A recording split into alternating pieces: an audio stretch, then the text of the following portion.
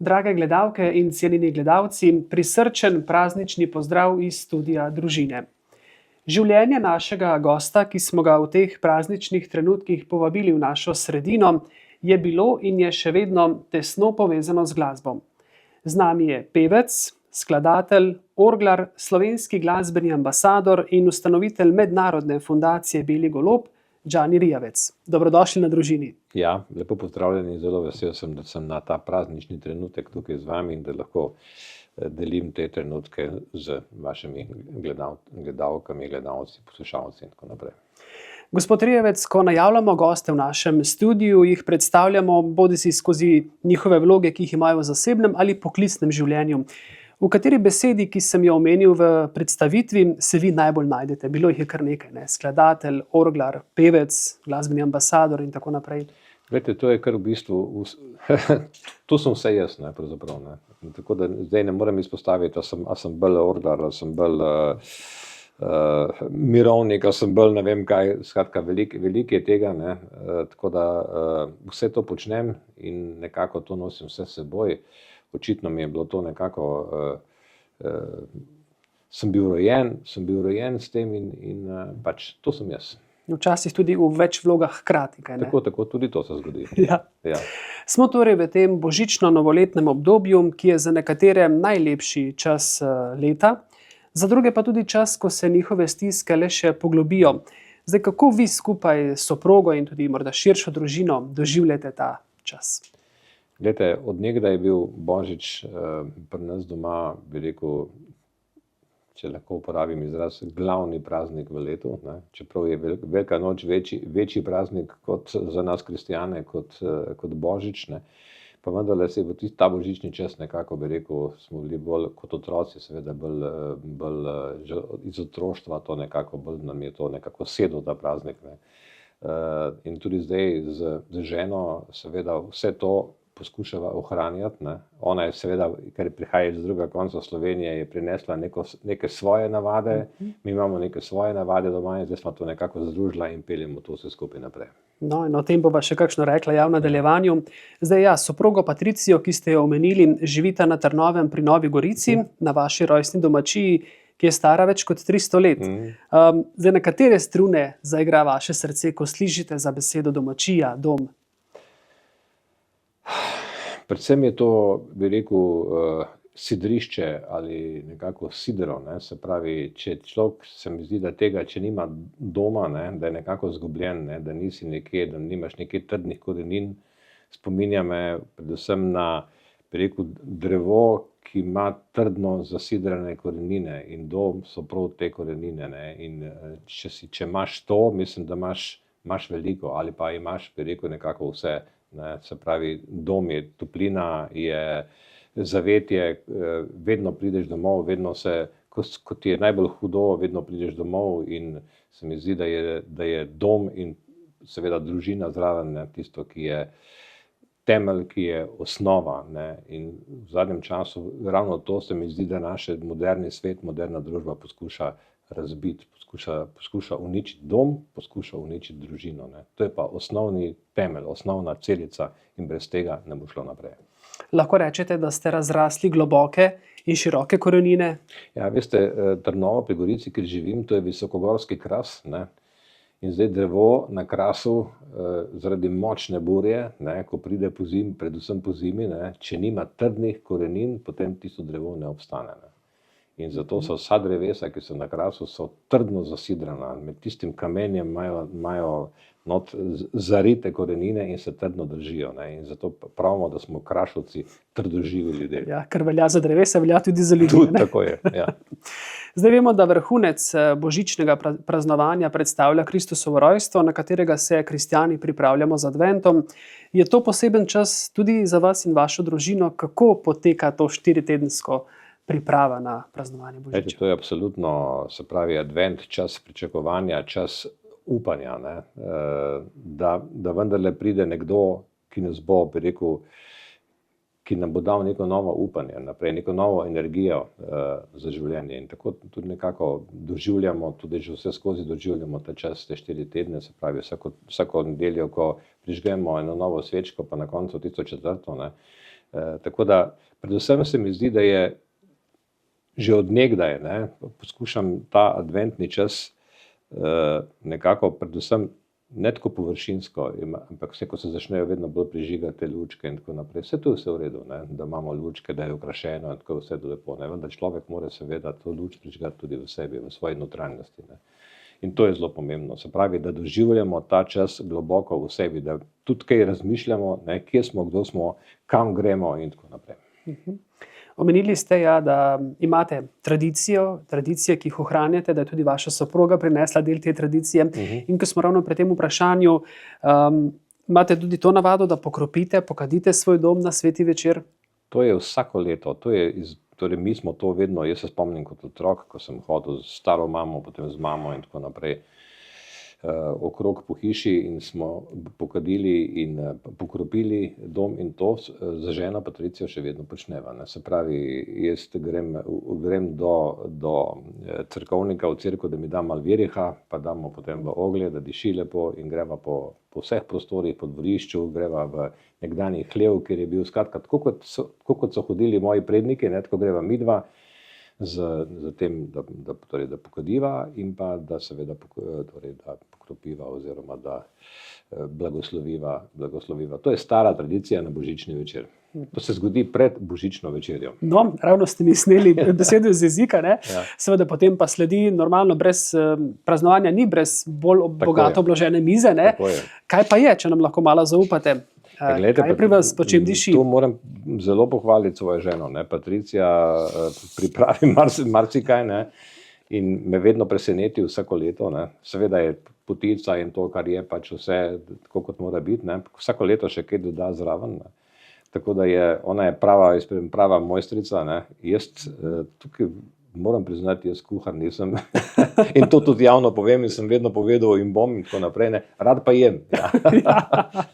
Ja, vloge mora biti ravno prav porazdeljene. Se mi ne pozna, ampak očitno je presnova taka, ne, tako da že to mislim, da sem to podedoval predvsem po očetu, tako da moj oče je bil tudi tak, bi rekel, visok in tako naprej in tako da, ampak ja, moja žena pripravi odlično božično večerjo, poleg potice je še marsikaj na mizi. Se pravi, tudi združuje ta kulinarične tradicije njenega in vašega okolja, lahko rečemo. Tako.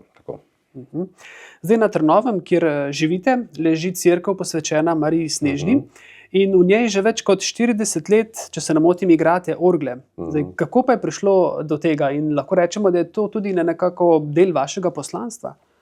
Glejte, že moj torej stari oče, Vladimir Peršič je bil učitelj, bil je malo tudi slikar in bil je organist v cerkvi.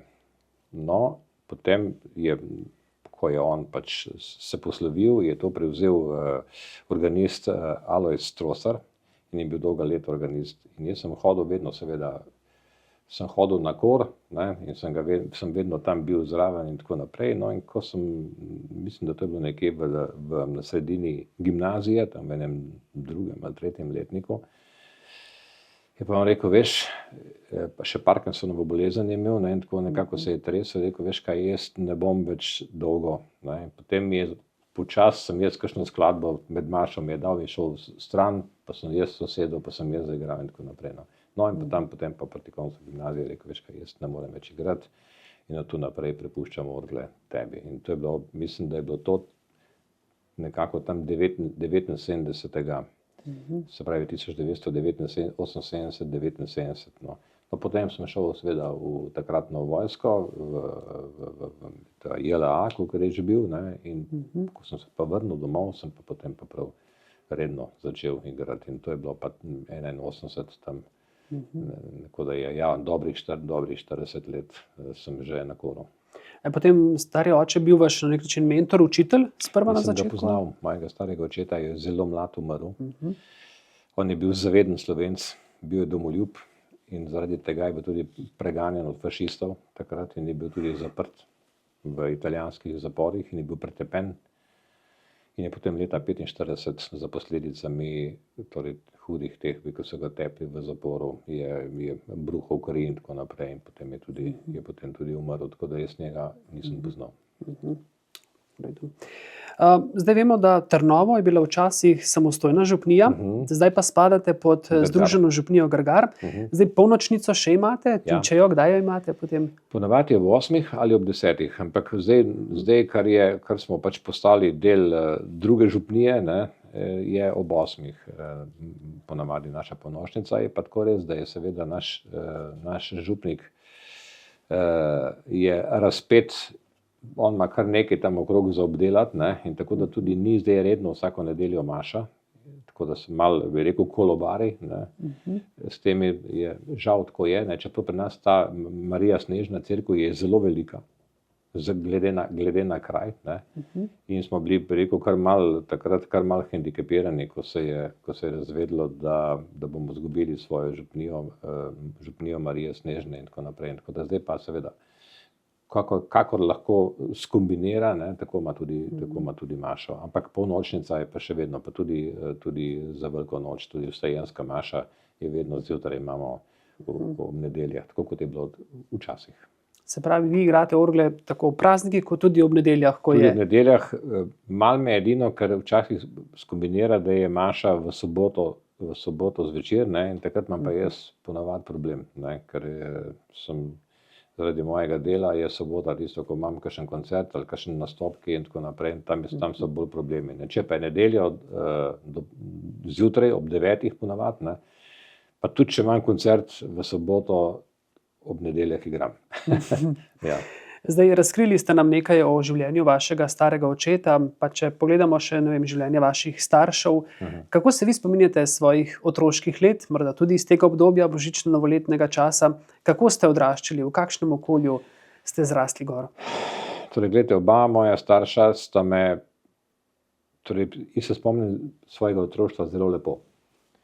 Ker smo živeli na takem, se mi zdi, normalno družinsko življenje. Oba sta me vzgajala, bi rekel, v tej smeri, da moram delati dobro, da moram biti dober in tako naprej, ne. Ampak rekel bi, da sem živel nekako v vati, ne. Pa vendarle sta mi rekla, v življenju bo treba delati in se bo treba preživeti, ne. Ne tako, da sem bil da sta mi vse prinesla, jaz sem pa samo v vatici živel, pa tako naprej, ne. Tako da sem že takrat vedel, da bom mogel se preživeti in da bom mogel delati v življenju, ne. Tako da, pa kar se pa tiče družinskega življenja, smo bili ena taka dosti uglašena in oče in mama, dosti uglašena družina in so mi vedno se zahvalim, ko rečem tako, da so mi omogočila to, da smo tako živeli pravzaprav, ne, in da sta me postavila, se mi zdi, na to pravo pot in da potem nekako peljemo to življenje naprej.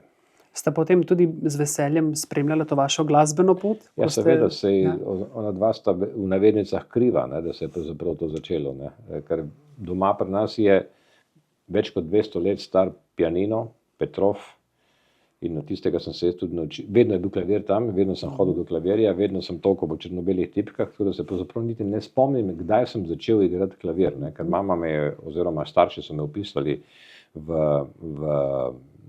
glasbeno šolo, ko še nisem znal niti pisati, ne. Se spomnim, da so mi sošolci delali zapiske, ker nisem znal, sem pa že znal nekaj igrati klavir, tako da sem prej igral klavir kot pisal. No, ampak prsti so bili dejavni že takrat, ja. Takrat, ja. Kako danes, ko se ozirate nazaj na vso to prehojeno glasbeno pot, kako gledate na njo? Glejte, nič ne bi spremenil. Tako je bilo postavljeno. Tako je Bog rekel, tako bo. In zato se mi zdi, bili so vzponi, bili so padci, še vedno so padci, še vedno so vzponi in tako naprej. To je sestavni del vsakega življenja, ne. Ampak mislim, da padec pomeni, da se je treba še bolj truditi, ne. Ker če bi bilo vse gladko, se mi zdi, da tudi ne bi bilo, človek mora vendarle iti skozi trnje, da bi na koncu prišel do cvetja, ne. Ni cvetja brez trnja, ne, je tudi ena pesem, ne. Se pravi, treba se je truditi, treba je delati. Talent je samo 1%, to je že nekdo rekel, ne. Tako. Drugo pa je trdo delo, ne? Drugo pa je trdo delo, 99% pa je potem seveda trdo delo. Omenil sem na začetku, ja, da ste tudi slovenski glasbeni ambasador in sicer že od leta 1999 in tudi zaradi tega ste nastopili precej po tujini na različnih celinah med Slovenci. Kako so vas Slovenci, ki so razseljeni po svetu, sprejeli? Kajti kot kažejo določene izkušnje pripovedovanja, res vidimo šele morda, ko gremo v tujino, k našim izseljencem, koliko res cenijo domovino in nas, ki jih obiščemo. Jaz pravim tako, da Slovenija je tam, ne tukaj. Ali še bolj natančno, slovenstvo je tam in ne tukaj. Žal. Ko prideš tja, šele vidiš tisto pravo Slovenijo, prave slovenske korenine, kaj pravzaprav Slovenci smo. Tukaj se mi zdi, da se ne zavedamo, oziroma ali nočemo, ali je, ne vem, usmeritev taka, da nas od tega slovenstva odvračajo, ali da je celo postaja, bi rekel, ko se mi zdi prav, v zadnjem času prav je, če poješ v slovenščini, če govoriš, če razmišljaš, takoj te obsodijo, da si nacionalist, da si fašist, da si nacist, ne vem, kaj vse ti dobiš zraven. Znake, ja. Samo, da si domoljub, ne. Da si narodnjak, pravzaprav, ne. Kar je nekaj lepega. Ne.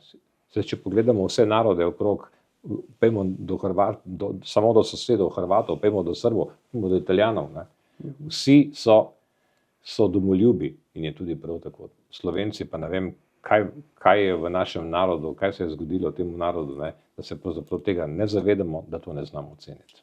In to, ko ste me prej vprašali, nekako je, ravno to je, ko greš tam šele vidiš, kaj Slovenija je in kako ti ljudje cenijo dom, kako cenijo svojo kulturo. Lahko rečete, da ste tudi zaradi te izkušnje postali bolj zaveden Slovenec, morda še bolj prizemljen in tako naprej? Morda, ampak to je bilo vedno v naši družini doma. Ne. Kot sem že rekel, predvsem že omenil svojega starega očeta, ne, ki je bil prav zaradi tega domoljubja, zaradi tega, ker je bil Slovenc, on je bil učitelj in ko so ga Italijani enkrat so rekli, da bo šel učiti italijanske otroke na jug Italije, in je rekel, ne grem. In potem je bil postal sovražnik in potem so ga fašisti začeli preganjati po zaporih in tako naprej. Ne. Tako da je bilo to že v naši družini, je pa to res, da je zraven to še dodatno v meni, potem ko sem hodil po svetu in ko sem videl, kako ti ljudje čutijo Slovenijo. Ne. Zdaj, ko sem bil nazadnje v Argentini, ne, kako mladina, kako otroci čutijo to Slovenijo. Ne. Oni imajo na Facebooku, so v narodnih, mulj star 17, 18, 19 let je v narodni noši. Ne. In ima gor slike od Bleda, ne vem kaj, Pirana in tako naprej, skratka. Res, ne, kje boš pri nas dobil enega mulca, da bo v narodni noši na Facebooku. Ne. Kdaj ste bili v Argentini? 2015. To je bila zadnja moja turneja in prav te dni se pogovarjamo, da bi ponovno šel v Argentino, ker tisto moje gostovanje takrat je bilo zelo uspešno in jaz upam, da se bomo čim prej dogovorili in da bi ponovno rad šel tja. No, in takrat bomo morda poročali o tem tudi na družini, ne? No, če vam uspe tak korak. Zdaj, leta 2002 pa ste somišljeniki ustanovili mednarodno fundacijo Beli golob, ki širi idejo o miru po svetu in sploh v zadnjem času, ko gledamo ta naš svet, čedalje več vojn vznika, trpijo nedolžni otroci. In kako v luči te vaše pobude, Beli golob, gledate na sedanje razmere, ki so v svetu, vas skrbi? Kako zelo prav smo imeli, ko smo ustanovili to fundacijo takrat, leta 2002, kot ste rekli. Takrat so mi rekli, ja, kaj je zdaj ta z nekim mirom tukaj fantazira, nekaj ne vem kaj, tako celo malo bi rekel, žaljivo in tako naprej. Jaz sam reklamo si delal s tem nekaj, ker zdaj ne vem kaj, on se bo zdaj pa s tem delal reklamo. Še kako prav smo imeli pravzaprav, ne. Če pogledamo, kaj se dogaja danes, ne. Če pogledamo Ukrajino, če pogledamo, da ne rečemo, na drugi konec sveta, Izrael in tako naprej, ne. Če pogledamo Sirijo, recimo, kaj se dogaja, ne, in tako naprej. Skratka, svet je eno samo žarišče, ne. In pravzaprav živimo nekem navideznem miru. Ne. Vsak trenutek lahko ekskalira. Vsak trenutek. Ne. Danes je danes imamo orožje, zdaj ga izstreli in čez, ne vem kje na drugem koncu in čez par minut je že tukaj, ne. Atomska vojna nam grozi, vse živo, ne, in tako naprej, tako da nič lepega se nam, pa nisem pesimist, jaz sem optimist, ne, in upam, da bo prevladal razum, ne, ampak vendarle v tem trenutku mislim, da se nam nič lepega ne obeta.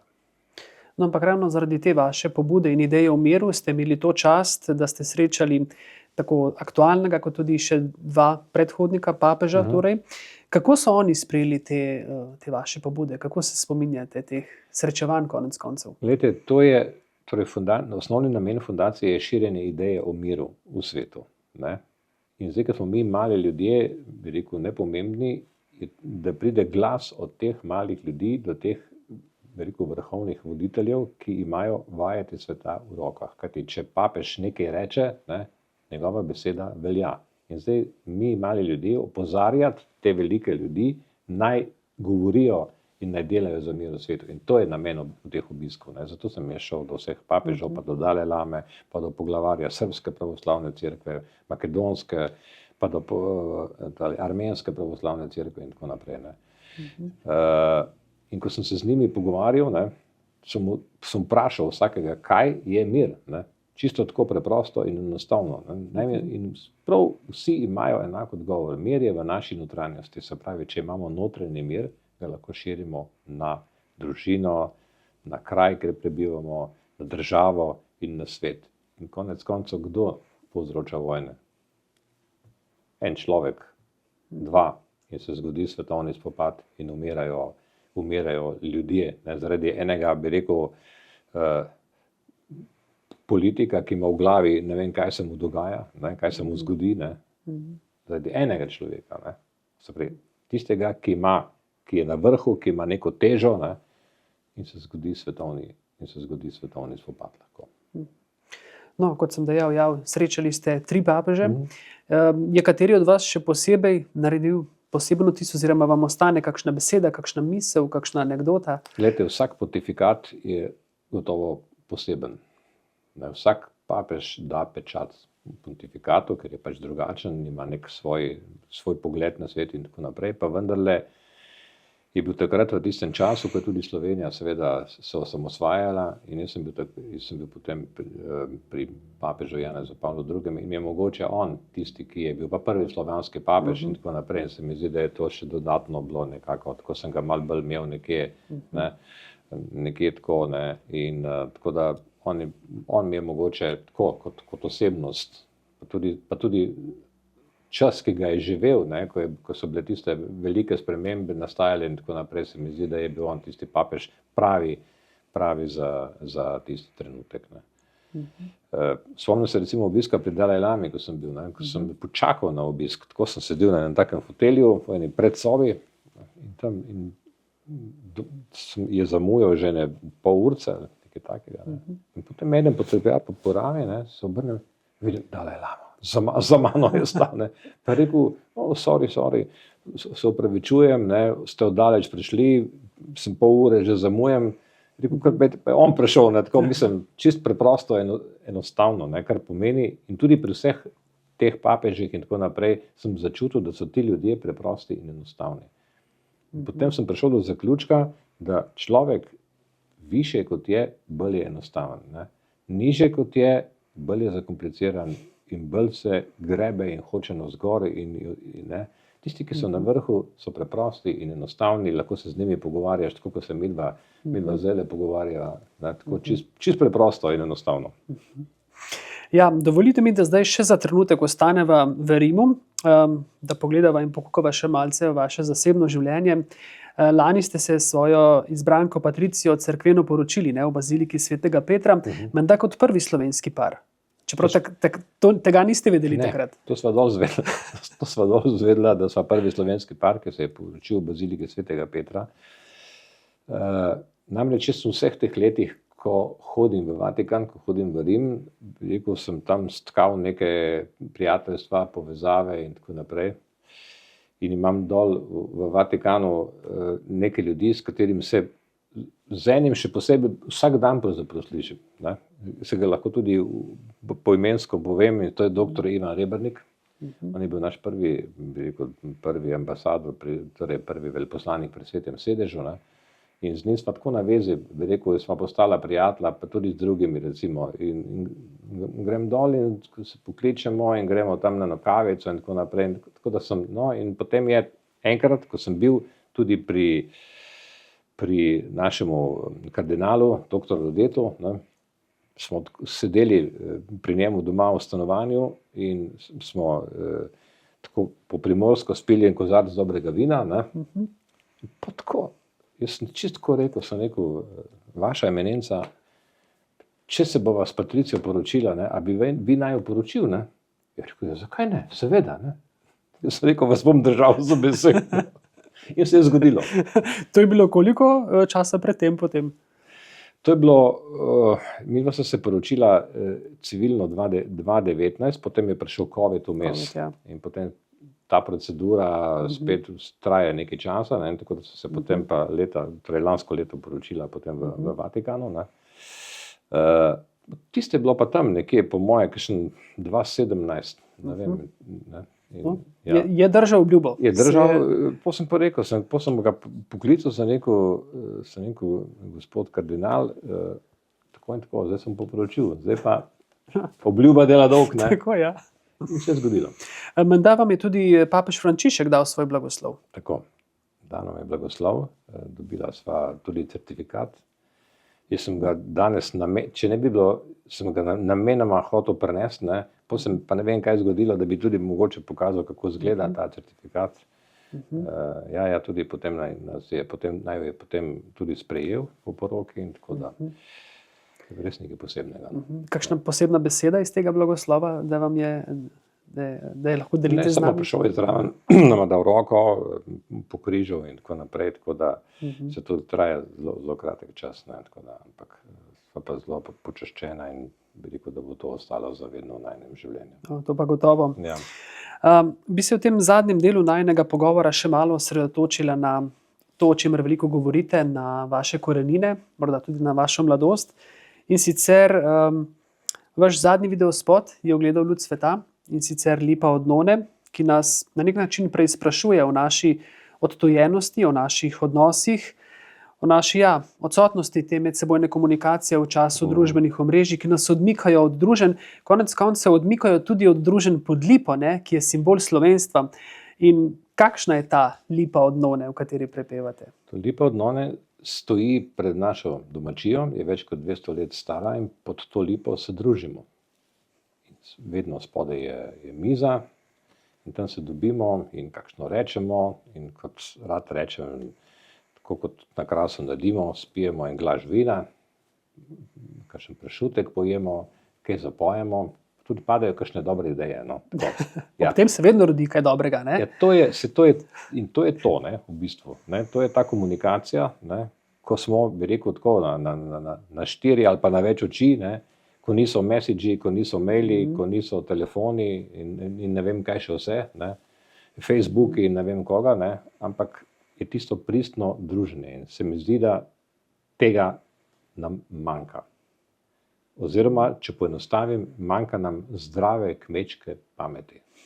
Se mi zdi, da smo šli, ne vem, kam je šel ta svet, v kakšno smer, ne? Ampak tista zdrava kmečka pamet, da rečemo 1 in 1 je samo 2 in ni 1,39 ali pa 2,45, ne? Da so stvari jasne. In prav ta pesem govori o tem, se pravi o tem druženju, kjer se bomo začutili, ker bomo 1 na 1, se malo tako, ko se midva zdajle pogovarjava, ne? In se mi zdi, da je to tisto, da potem človeka bolj začutiš. Ne? Ta sodobna komunikacija nas je odtujila dobesedno. Vse ljudje nismo računalniki, vse smo iz mesa in krvi in še dušo imamo. Ne? Tako. Medtem ko tista elektronika pa žal nima duše. Ne? Ja. Tudi ko napišeš en message nekomu, zdaj se ne veš, kako ga bo on razumel, ti si ga tako, ne? On ga bo mogoče čisto napačno razumel. Ne vidimo reakcije, ne vidimo oči. Reakcije, ne vidimo nič. Ja. Kje pa je nastal videospot? Gimnospot je potem pa kasneje nastal na Slapu pri Vipavi, tudi pod eno več kot 200 let staro lipo med vinogradi. To se seveda moram tudi zahvaliti vsem tem ljudem tam, vinarjem, ki jih je ogromno na Slapu, tudi na krasno okolje. Ne.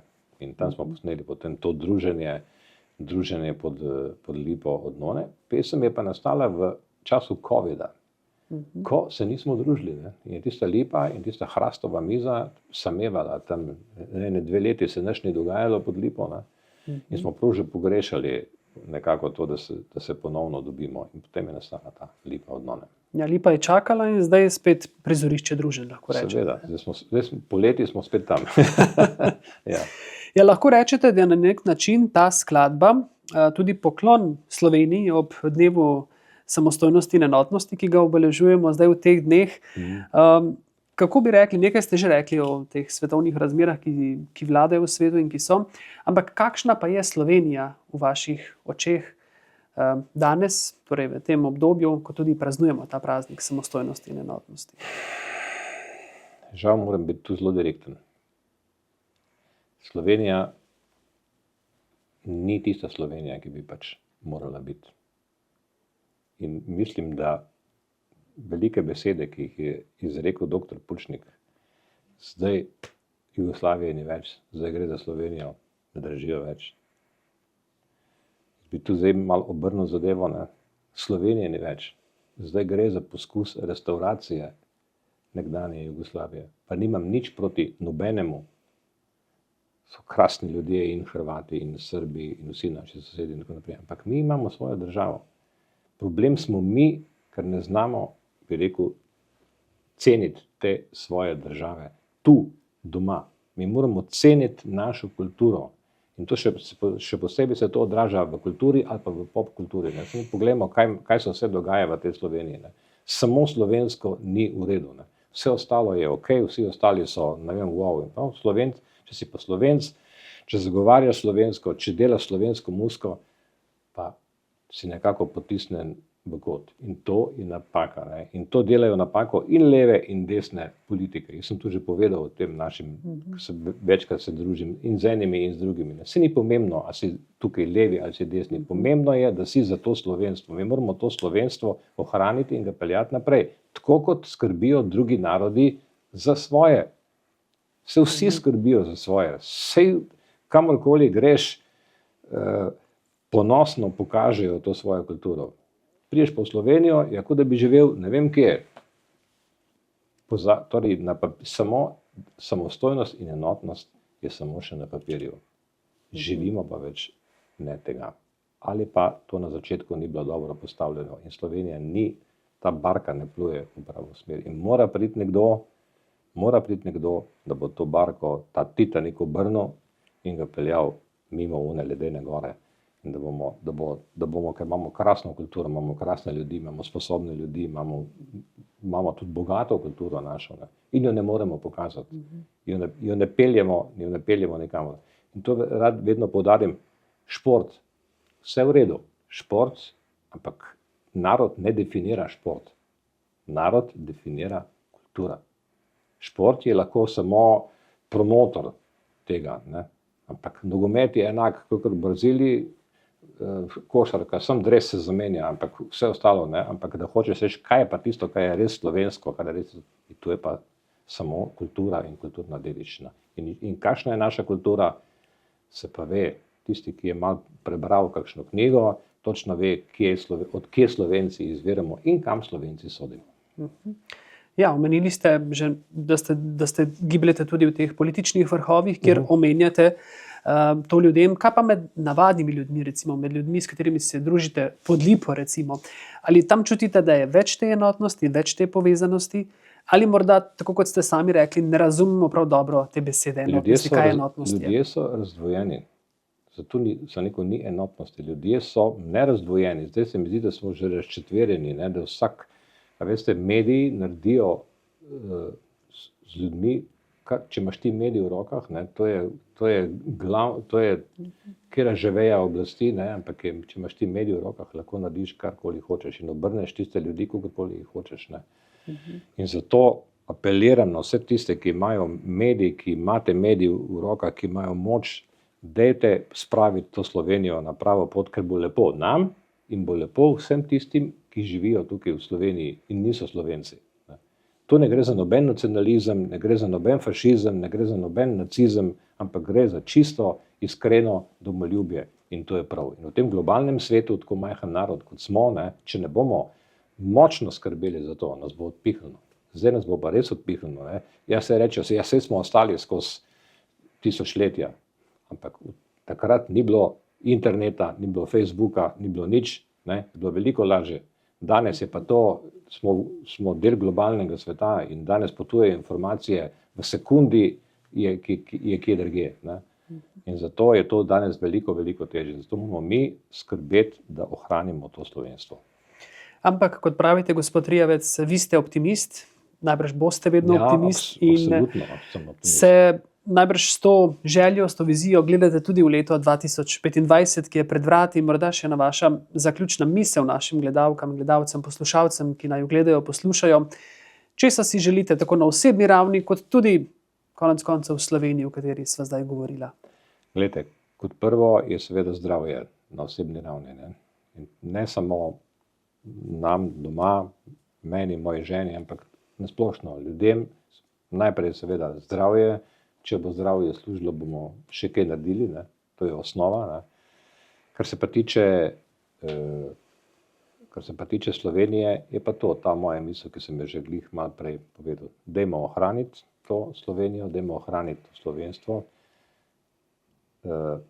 za voljo vseh nas, da se bomo imeli lepo, tisti, ki smo Slovenci in tisti, ki niso Slovenci, pa živijo tukaj v Sloveniji.